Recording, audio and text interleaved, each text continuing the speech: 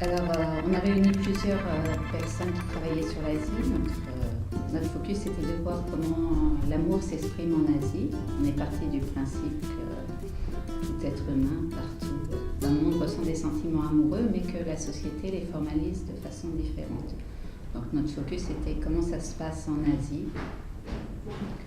Et on a réuni plusieurs contributions et on a divisé en fait les articles selon les thèmes abordés. Donc il y a une des parties qui est à travers les rituels, une autre qui est à partir de l'expression du sentiment amoureux et une troisième qui est la première, je les ai dit dans le sens inverse, qui est à propos du rôle de la famille et des institutions comme l'État dans le choix du couple. Les sociétés organisent, et c'est ce qu'on a appelé un peu les institutions de l'amour, c'est-à-dire des manières à elles de canaliser, d'organiser, de dire, eh bien, dans tel et tel contexte, oui, là, l'expression de l'amour est possible, mais dans d'autres, il ne l'est pas.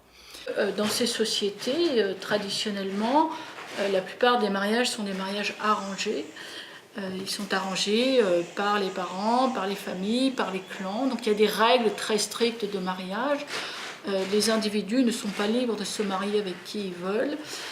Et donc d'un point de vue occidental, ce contexte fait que eh bien, si on ne choisit pas son conjoint, si on est marié par ses parents, peut-on parler d'amour? Et donc beaucoup d'anthropologues ont estimé que ces sociétés ne connaissaient pas ce que nous, en Occident, on appelle l'amour libre. Pour dire que ce n'est pas seulement une affaire personnelle, mais que c'est une construction de la société et que, par exemple, dans le cas de la Chine ou du Japon, il y a vraiment ou de la Corée, il y a vraiment une réflexion de l'État sur ce que doivent être les sentiments amoureux, comment on les formalise et comment on les vit. Et on a abordé ça comme des institutions, c'est-à-dire quelque chose qui est pensé, qui est à la fois quelque chose qui est à la fois idéologique et aussi du point de vue des pratiques et qui peut être imposé dans le cas des pays que j'ai cités, Chine, Japon, Corée.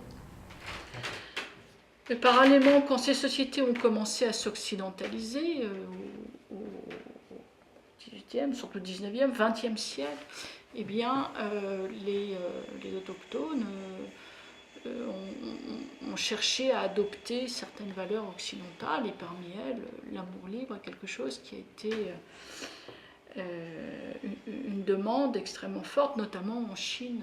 Ça s'est passé aussi au Japon. Bon, en Inde, les mariages sont encore très, très, très arrangés par les parents, mais il y a aussi une demande des jeunes pour plus d'autonomie en cette matière.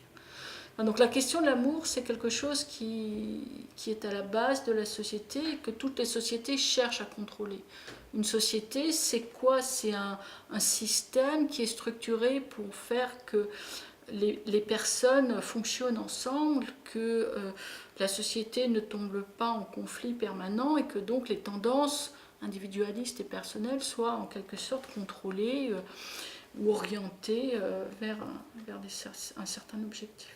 Et donc dans cette optique-là, eh bien, les sociétés traditionnelles, qui sont des sociétés très communautaires, holistes on peut dire, eh bien, dans ces sociétés-là, l'amour n'est pas à la base des relations sociales. Alors ça ne veut pas dire que, par exemple, les Chinois ne savent pas ce que c'est que l'amour. Ça veut dire qu'ils ont donné une place différente à cette notion dans leur société. Donc, en Chine traditionnelle, le mariage est arrangé, donc les conjoints ne se choisissent pas, mais après leur mariage, ils sont censés développer des relations, des bonnes relations, des relations harmonieuses et éventuellement amoureuses, si cela est possible. Mais pour le cas de l'Asie du Sud, il y a un autre article, il y a un article sur le Népal aussi, il y a un article sur le sud de l'Inde, qui sont aussi deux articles qui ne prennent pas le sujet à partir d'expériences personnelles, de mariages concrets, mais l'un à partir de chants dans lesquels on exprime l'amour, et puis le second c'est à travers des danseuses, de jeunes danseuses du Kerala qui apprennent à danser.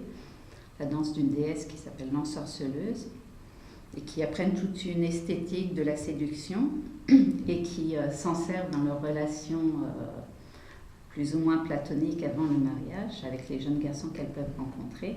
Donc les trois articles qui concernent l'Asie du Sud prennent le sujet d'une autre façon, plus à travers les arts et les rituels. Et c'est aussi parce qu'en Asie du Sud, l'amour n'est pas un problème en soi. L'amour existe et fait partie, c'est une dimension de l'homme qui est reconnue par la société, mais elle est complètement séparée du mariage. On ne se marie pas par amour, on ne cherche pas l'amour dans le mariage, on va chercher l'amour plutôt dans des relations platoniques, où c'est plus un idéal. Et il y a toujours cette tension entre l'amour entre humains, qui est un amour pas valorisé, et l'amour pour Dieu, qui est un amour valorisé. Et souvent, dans les arts, l'amour qu'on peut avoir pour une personne, en fait, c'est une métaphore, une image de l'amour qu'on doit avoir pour Dieu. Il y a différentes façons de faire autour de l'amour.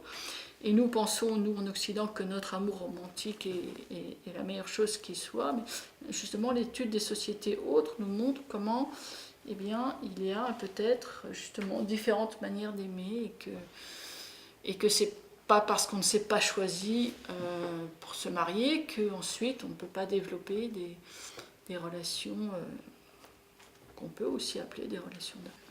Le mariage est à la base de toutes les sociétés. C'est pour ça que c'est un thème fondamental de l'anthropologie.